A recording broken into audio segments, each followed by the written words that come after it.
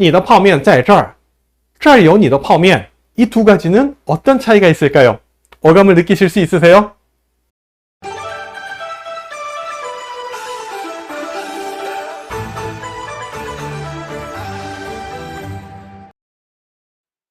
쌤송의 중국어 문법, 중국어 어순의 비밀.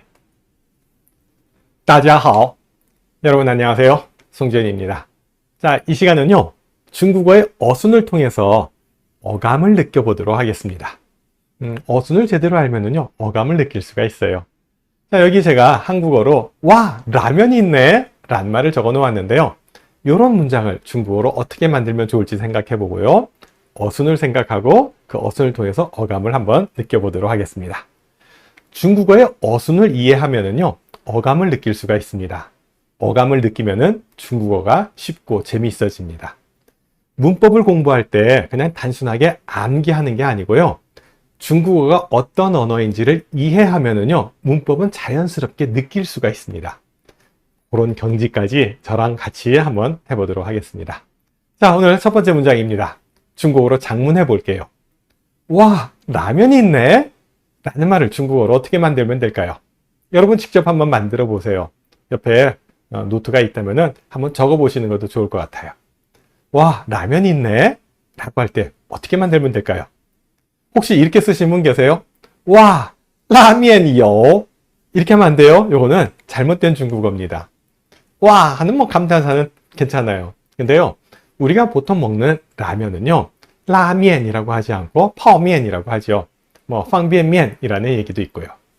라면이라고 여기 있는 글씨대로 이렇게 쓰면은요, 면을 이렇게 당겨서, 반죽을 당겨서 국수를 뽑아내는 그런 면을 얘기합니다. 라면 있죠? 예, 그런 걸 이제 라면이라고 해요. 라면이요 하면은 라면이 가지고 있다라는 뜻은 되지만 라면이 있다라는 뜻이 아니에요. 한국어 어순대로 문장을 만들다 보면은 잘못된 문장을 만들 수가 있습니다. 중국어로 어떤 식으로 어순을 만들어야 되는지를 확실하게 기억해 주시면 좋을 것 같아요. 자, 일단 라면을 중국어로 뭐라고 하는지 한자를 보면서 한번 익혀볼까요? 파오면, 파오면이라고도 하고요. 방비엔면이라고도 합니다. 방비엔면, 아주 편하게 끓여 먹을 수 있는 거죠. 또 컵라면 같은 경우는요, 컵에 들어있으니까 베이면이라고도 합니다. 뭐 파오면, 방비엔면, 뭐 베이면 말고도 뭐 다른 표현들도 있어요. 자, 제가 영상을 하나 준비했습니다. 영화 속에서 와, 라면이 있네 라는 문장이 나와요. 그 대사를 어떻게 얘기했는지, 또 자막은 어떻게 쓰여졌는지 한번 눈여겨 보시기 바랍니다. 哇塞，还有泡面呢！哎，我肚子饿了，怎么煮啊？楼下去煮啊。我跟你很熟啊。还不熟啊？熟的冒烟了。 네, 방금 영상 보셨는데요. 이 영화의 제목은요, 안나 마더莲나라는 영화예요. 제목이 좀 어려워요. 근데 이 영화가 한국에 들어올 때는 이름이 바뀌어서 친니라는 영화로 이제 소개가 되었어요. 전 영화 처음 보면서 중국어 제목도 친니인 줄 알았는데 나중에 알고 보니까 안나 마더莲나 였습니다. 안나 마더莲나는 사람 이름입니다. 뒤에 바흐라는 이름이 붙어 있는데 요 바흐는 생략된 채로 앞에 이름만 가지고 영화 제목을 만들었어요. 자, 요 이름의 주인공은 누구냐? 안나 막델레나 바흐입니다. 안나 막델레나 바흐는요, 우리가 아는 그 바흐라고 하는 음악가의 두 번째 부인입니다. 영화 속에 이 안나 막델레나 바흐가 작곡한 피아노 곡이 이렇게 연주되는 그런 장면이 여러 번 나옵니다. 그래서 이 영화 제목이 안나 막델레나 바흐가 된 것 같습니다. 자, 영화 속에 지금 여러분들 쭉 보셨는데요. 어떤 상황이냐면은 화재가 났어요. 여자 주인공이 가스불 위에 뭔가를 올려놓고 조리를 하면서 목욕을 하는 사이에 홀라당 다 타버려가지고 소방차가 출동하고 불을 끄고 간 상황입니다. 다시 돌아보니까 온통 불타서 다 없어지고 시커매지고 연기가 자욱한 그런 상황이었어요. 근데 남자 주인공이 딱 보니까 불타고 없어진데 이렇게 시커먼데 보니까 라면이 남아있는데 아직 살아있는 거예요. 먹을 수 있는 라면이 2개가 있는 거예요. 그러니까 그걸 가서 이렇게 딱 집어들면서 외칩니다. 자막에서는 하이요 공즈면 很饿 이렇게 되어 있는데요. 공즈면이라고 하면은 홍콩에서 라면을 공즈면이라고 합니다. 원래는 홍콩에서 판매되는 라면의 브랜드예요. 근데 워낙에 유명하게 팔리다 보니까 뭐 대만에서 파오면이라고 하고 중국에서 방비엔면이라고 하고 홍콩에서는 공즈면이라고 한다라는 거 참고로 같이 알아두면 좋을 것 같아요. 자막에서 이렇게 하이어 공즈면이라고 쓴 이유는 영화를 처음 제작할 때 광동어로 광동 사투리로 영화를 찍어요. 그리고 뭐 대륙으로 수출하고 대만으로 보내면서 다시 표준어로 더빙을 합니다. 그때 자막도 바꾸는 경우가 있고요. 이 광동어 자막 그대로 놔둔 상태로 말만 더빙하는 경우도 있어요. 그래서 홍콩 영화를 보다 보면은 자막하고 말이 대사가 맞지 않는 경우도 많습니다.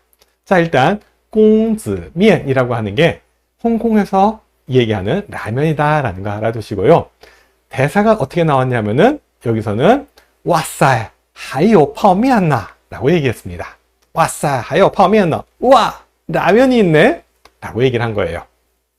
다 타서 없어진 줄 알았는데 라면이 아직 있네. 이런 어감이죠. 라면이 없는 줄 알았는데 뭐 먹을 거 건지지 못할 줄 알았는데 지금 보니까 라면이 있네 라는 식으로 이제 얘기를 한 거예요. 그리고 이어서 뭐라고 해요? 我肚子饿了. 我肚子饿了. 나 배고파. 그러니까 우리가 끓여 먹자라는 거예요. 이 남자 주인공이 여자친구한테 작업 들어가는 겁니다. 뭐 이 상황에서 라면 끓여 먹자고 할 그런 상황은 아닌데 이 타다만 껍질이 타버린 그런 라면을 끓여 먹자라고 배고프다고 얘기를 합니다. 이 둘이 별로 친한 사이도 아니에요. 아래 위층 사는데. 그러니까 이 여자 주인공이 뭐라고 해요? 怎么煮啊? 어떻게 끓일 건데? 지금 여기 불타가지고 가스레인지 사용할 수도 없는데 여기서 어떻게 끓일 건데? 라는 식으로 얘기를 합니다. 怎么煮啊? 怎么煮? 어떻게 끓여? 어떻게 끓여 먹어? 라고 묻는 거죠. 그랬더니 남자 주인공이 얘기합니다. 下去我那里煮. 下去我那里煮. 아래 내려가서 우리 집 가서 내가 있는 그곳에서 끓이면 되지. 아래층 가서 끓이자. 라는 식으로 이제 광동어 자막이 이렇게 되어 있었고요. 더빙판에서는 요런 자막도 있었어요. 楼下去煮. 楼下去煮. 아래층 가서 끓이지 뭐. 라는 식으로 얘기를 한 겁니다. 그랬더니 여자 주인공이 다시 얘기를 해요. 和你很熟吗? 너랑 내가 친하니? 너랑 내가 익숙하니? 사실 이사 온 지 얼마 안 돼서 둘이 잘 몰라요. 그리고 땡땡땡땡 막 피아노를 쳐대가지고 이 층간소음 때문에 사이가 굉장히 안 좋은 상황입니다. 그러니까 내가 너랑 친해? 라는 식으로 얘기했어요. 또 다른 버전에서는 이렇게 자막이 처리됐네요. 我跟你很熟啊,我跟你很熟啊, 뭐 이런 식으로 얘기를 합니다. 熟라고도 발음하고 熟라고도 발음을 합니다. 익숙하다라는 뜻이에요. 익다, 낯이 익다, 익숙하다라고 할 때 熟 또는 熟 이렇게 발음을 합니다. 근데요, 이 글자는요, 음식이 익다라는 뜻도 해요. 그러니까 여기서 너랑 나랑 친하니? 라고 얘기를 했는데 남자 주인공이 이 대사를 딱 받아서 어떻게 얘기를 하느냐? 이렇게 얘기합니다. 还不熟啊,熟到冒烟了. 아직도 안 익었다고? 익어서 이미 연기가 다 났는데 방금 화재가 나서 홀랑당 타고 연기가 난 상황이라 아니 우리가 익지 않았다니 익숙하지 않다니 이미 다 익을 정도로 연기가 날 정도로 익었어 라는 식으로 지금 농담으로 받고 있죠. 자, 여기서는 또 이렇게 얘기했어요. 还不熟啊,熟的都冒烟了. 익어서 연기가 다 났어. 우리 친하잖아. 뭐 라는 식으로 지금 농담으로 하면서 라면을 끓여 먹으러 내려가서 둘이 연인 관계로 이렇게 발전하게 되는 그런 스토리입니다. 자, 좀 전에 봤던 그 동영상 다시 한번 보여드릴 테니까요. 라면이 여기 있네 라는 그 말을 할 때 어떤 어감으로 얘기했는지 다시 한번 들어보시기 바랍니다. 哇塞，还有泡面呢！哎，我肚子饿了，怎么煮啊？楼下去煮啊。我跟你很熟啊。还不熟啊？熟的冒烟了。 자, 와, 라면이 있네 라는 말 뭐라고 했어요? 哇塞,还有泡面呢. 哇塞,还有泡面呢. 哇塞라는 요 감탄사 대만에 가면 정말 많이 쓰는 감탄사입니다. 뭐 놀라거나 기분이 좋거나 막 이럴 때 哇塞라는 발음 합니다. 还有泡面呢 라고 하면 돼요. 라면이 있네 라는 뜻이에요. 자, 요 문장 조금만 바꿔볼게요. 여기 라면이 있네. 여기라는 낱말을 넣어볼게요. 어떻게 만들면 될까요? 직접 한번 해보세요. 这儿有泡面. 와, 这儿有泡面 이라고 얘기하면 됩니다. 这儿有泡面. 여기에 있네 라면이 라는 의미가 되는 거죠. 여기 라면 있네 라고 할 때, 나 있는지 몰랐는데 라면이 있어. 这儿有泡面 이라고 해요. 근데 만약에 네 라면 여기 있어. 당신 라면 여기 있어요. 라고 한다면 어떻게 얘기하면 될까요? 우리 앞서 배웠던 거, 지난 동영상에서 설명드렸던 거 기억나세요? 잘 모르는 대상은 주어 자리에 놓지 않지만 확실한 대상은 주어 자리에 놓을 수 있다라는 얘기했었죠. 당신 라면 여기 있어요 라고 한다면은 你的泡面在这儿 이라고 얘기하면 됩니다. 你的泡面在这儿. 그렇죠? 자, 그러면 이 두 문장 비교해 볼게요. 这儿有泡面. 여기 라면이 있네 라는 문장과 你的泡面在这儿. 당신 라면은 여기 있어요 라는 문장을 비교해 보면은 똑같은 泡面이라는 낱말인데요. 这儿有泡面이라고 할 때는 有라고 하는 수로 뒤에 泡面을 써줬어요. 你的泡面在这儿 할 때는요. 泡面은요. 在라고 하는 수로 앞에다가 泡面을 써줬습니다. 泡面의 문장 성분이 다르다라는 거 느끼실 수 있으세요? 자, 泡面과 你的泡面 구별을 한다면은 这儿有泡面 할 때 泡面은 목적어예요. 你的泡面在这儿 할 때 你的泡面은 주어입니다. 수로 앞에 나오면 주어, 수로 뒤에 놓으면 목적어가 되는 거예요. 근데 여기 你的泡面이라고 하는 이것도요, 주어라고 했는데요. 你的泡面을 또 둘로 나눌 수 있죠. 你的와 泡面으로 나눌 수가 있습니다. 泡面이 주어예요. 그럼 你的는 뭐가 되는 거죠? 你的라고 하는 얘기는 관형어라고 얘기합니다. 자, 관형어가 뭔지에 대해서 좀 설명을 드릴게요. 라면이라고 하면은 너무 막막해요. 무슨 라면을 얘기하는지 모르겠어요. 근데요, 라면이란 말 앞에 방금 끓인 라면이라는 말을 넣으면은 라면이 조금 범위가 축소되면서 여기 지금 내 눈에 보이는 방금 끓인 라면을 가리키는 게 돼버려요. 그죠? 이런 식으로 라면 앞에서 라면을 꾸며주는 말, 이런 걸 관형어라고 합니다. 뭐 다른 낱말 또 넣어볼까요? 어제 사온 라면, 먹다 남은 라면. 그냥 라면 하면은 너무 두리뭉실하고 무슨 라면을 얘기하는지 모르겠지만 그 앞에 방금 끓인 라면, 어제 사온 라면, 먹다 남은 라면이라고 한다면은 조금 더 이 라면의 범위가 제한돼 가지고 확실한 어떤 특정한 사물이 되는 거예요. 자, 관형어를 중국어로는 띵유라고 합니다. 뭔가 정해주는 말이에요. 그냥 라면이 아니고 방금 끓인 라면이다, 어제 사온 라면이다, 먹다 남은 라면이다라고 정해주는 애들을 관형어라고 합니다. 관형어를 다른 말로 한정어라고도 해요. 한정어는요, 제한해서 정해주는 말이에요. 라면이라고 하는 낱말이 범위가 굉장히 넓어요. 어떤 라면을 말하는지 몰라요. 근데 그 앞에 관형어를 붙여주면은 그 라면의 범위를 제한해서 정해주는 거죠. 자, 관형어가 뭔지 이해되시죠? 관형어, 한정어 같은 얘기예요. 이게 어떤 건지를 정확하게 알아두시기 바랍니다. 자, 중국어는요, 어순이 문법적 역할을 한다라고 말씀드렸어요. 중국어의 특징 한번 복습해 볼까요? 중국어는 어순이 문법적인 역할을 한다. 수로 앞에 놓이면 주어가 되고요. 수로 뒤에 놓이면 목적어가 된다는 얘기예요. 똑같은 泡面, 라면이란 말도요. 수로 앞에 오면 주어고요. 수로 뒤에 놓으면 목적어가 됩니다. 그런데 문제는 뭐냐? 아무 때나 주어 놓고 아무 때나 목적어 놓는 게 아니라 잘 모르는 사람이나 사물은 주어 자리에 놓지 않고 목적어 자리에 놓습니다. 요거 말씀드렸었어요. 여러 번 지금 반복하고 있습니다. 또 중국어의 특징 어떤 거 있었죠? 중국어는 주제 부각형 언어다 라는 식으로 주제를 앞에다 툭 던져 놓는다, 이런 얘기도 했었어요. 자, 오늘 이 시간은요, 요 두 번째, 잘 모르는 사람이나 사물은 주어 자리에 놓지 않는다 라는 얘기를 가지고 이야기를 계속해 나갈게요. 중국어의 기본 어순이 어떻게 되죠? 주어, 수어, 목적어 어순입니다. 근데요, 이 주어 자리에 시간이나 장소가 오는 경우가 있어요. 그리고 수어 자리에는 존재나 출현이나 소실의 의미를 나타내는 동사가 옵니다. 그리고 목적어 자리에는 수어의 동작을 행하는 사람이나 사물이 오고요. 이 사람이나 사물은요, 우리말로 주어처럼 해석이 돼요. 이런 문장을 뭐라고 한다고 했었죠? 네, 여기 써놨습니다. 존현문이라고 합니다. 존현문이 뭔지 아는 것도 중요하지만 어떤 경우에 존현문을 쓰는지 아는 게 더 중요하다고 말씀드렸어요. 자, 지난 시간에 이어서 계속 존현문에 대한 소개해드리고 있는데요. 존현문, 중국어로는 뭐라고 하죠? 존시엔쥐라고 합니다. 존재나 출현이나 소실을 나타내는 문장을 얘기해요. 자, 그러면은 좀 전에 우리 연습한 这儿有泡面 이라는 문장은 존현문이라는 사실을 아실 수 있죠. 这儿, 이 주어입니다. 장소예요. 이곳, 여기라는 뜻이에요. 有가 있다, 존재하다라는 뜻의 수로입니다. 그 다음에 泡面이라는 말이 목적어로 라면이라는 뜻인데요.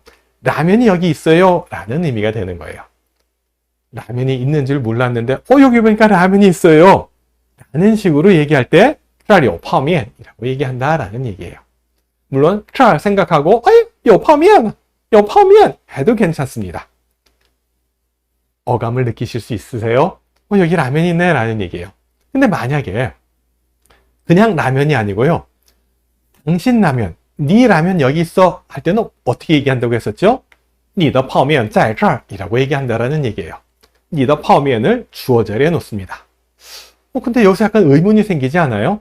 그러면 你的泡面을 목적어 자리에 놓으면 안 돼요? 라고 의문이 생길 수 있어요. 这儿有你的泡面 하면 안 될까요? 됩니다. 가능해요. 你的泡面在这儿 해도 당신 라면은 여기에 있어요 라는 뜻이고요. 这儿有你的泡面 해도 되고요. 해도 당신 라면은 여기 있어요 라는 뜻이 됩니다. 둘 다 똑같아요. 그러면 어떤 차이가 있느냐? 이걸 한번 구별해 봅시다. 你的泡面在这儿,这儿有你的泡面. 이 두 가지는 어떤 차이가 있을까요? 어감을 느끼실 수 있으세요? 네. 자, 중국의 중요한 특징 다시 한번 기억해 봅시다. 잘 모르는 대상은 주어 자리에 놓지 않는다라고 했어요. 그러면은 你的泡面在这儿 이라고 할 때 你的泡面은 주어 자리에 왔기 때문에 이건 아는 대상이에요. 这儿有你的泡面 할 때 你的泡面은 목적어예요. 모르는 대상이라는 얘기예요. 구별이 되세요? 어떤 차이가 있는지? 자, 이제 말씀드릴게요. 위에 있는 你的泡面在这儿 이라고 하는 문장은요, 당신 라면이 있다는 사실을 알고 하는 얘기예요. 근데 이 라면이 여기에 있는지 거기에 있는지 저기에 있는지를 모르는데, 야, 네 라면 여기 있어. 라면이 있다는 사실은 알고 시작하는 예문입니다. 야, 네 라면 여기 있어, 여기. 근데요, 这儿有你的泡面 이라는 얘기는 네 라면이 있는지 모르는 상태에서 하는 얘기예요. 다른 사람들 다 라면이 있는데 얘 라면은 없는 줄 알고 있었어요. 근데 보니까 여기 네 라면이 있다야. 네 것도 있어. 이런 어감으로 얘기할 때는 这儿有你的泡面 이라고 얘기한다라는 얘기예요. 구별되시죠? 당신 라면이 있는 줄 알고 있었고, 그게 어디 있는지 모르다가 여기 있는 걸 발견했을 때는 你的泡面在这儿 이라고 하면 돼요. 네 라면이 없는 줄 알고 있었는데 보니까 여기에 네 라면도 있네? 라고 할 때는 这儿有你的泡面이 된다라는 얘기예요. 어순에 따라서 어감이 달라집니다. 이걸 느껴보세요. 중국어가 재미있어집니다. 이걸 모르고 그냥 你的泡面在这儿,这儿有你的泡面 그냥 암기하지 마세요. 중국어의 맛을 알아나가시기 바랍니다. 자, 그러면 이제 중국어의 특징 다시 한번 정리를 해봅시다.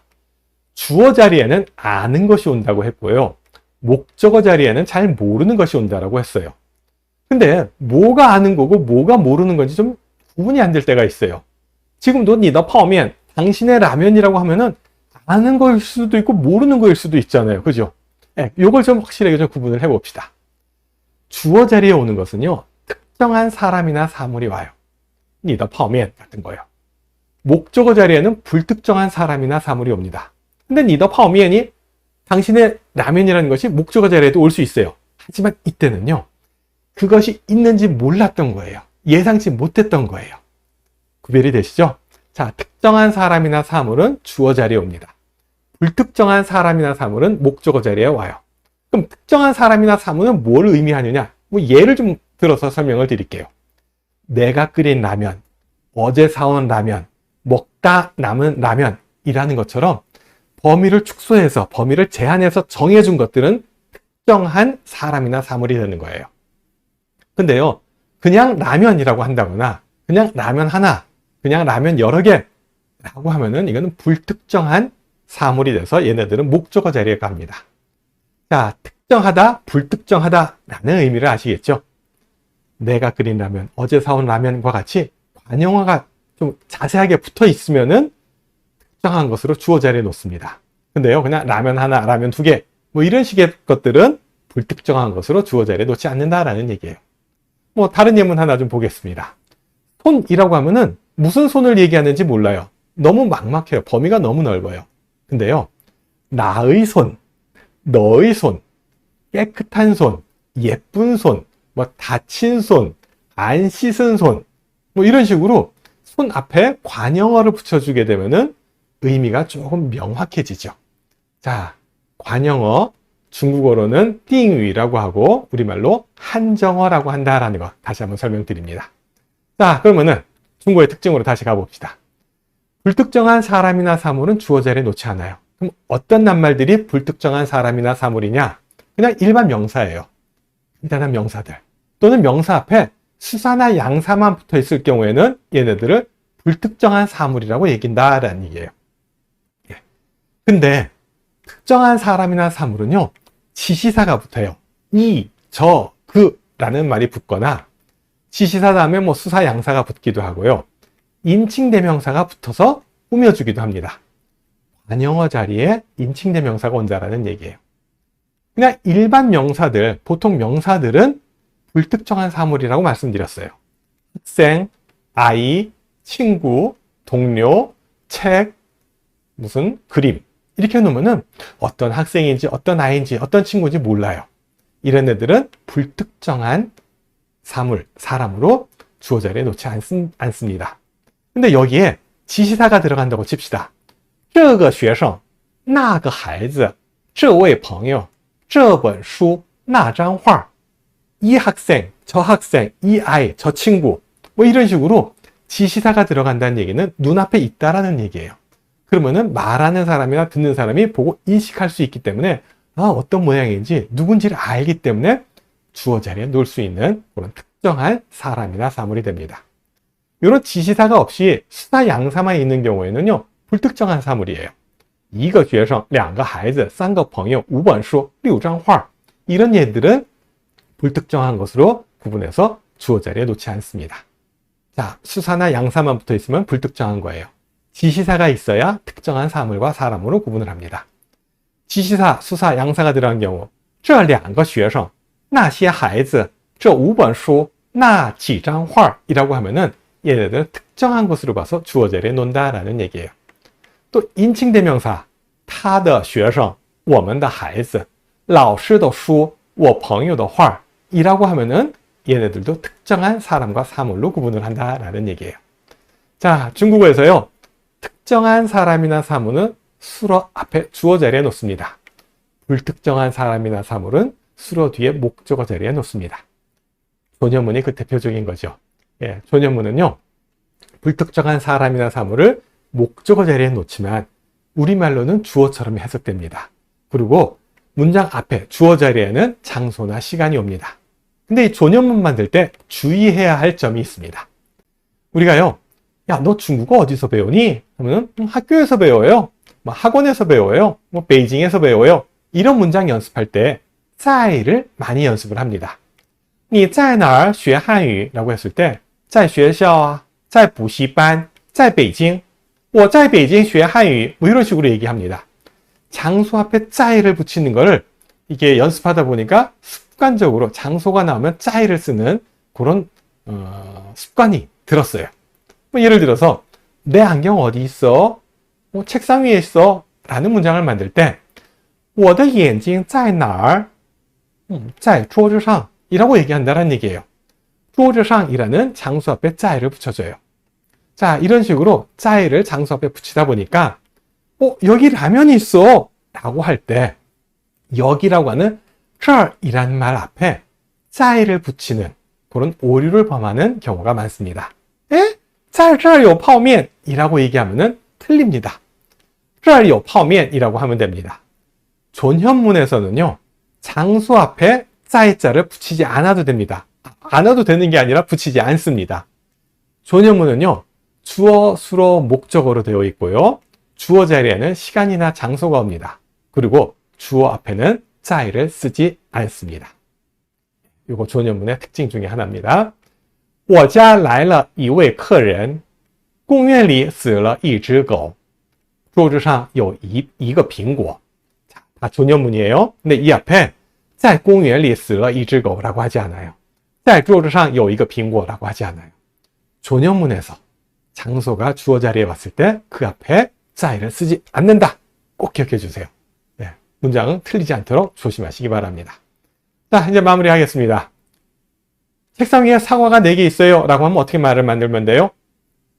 桌子上有4个苹果 하면 됩니다. 桌子上有4个苹果. 내가 산 사과 4개가 책상 위에 있어요 한다면 어떻게 해야 돼요? 我买的4个苹果在桌子上 이라고 얘기를 합니다. 구별이 되시죠? 자, 자세하게 꾸며줘서 뭔지 확실하게 아는 특정한 대상은 주어 자리에 놓고요. 불특정한, 잘 모르는 대상은 목적어 자리에 놓는다.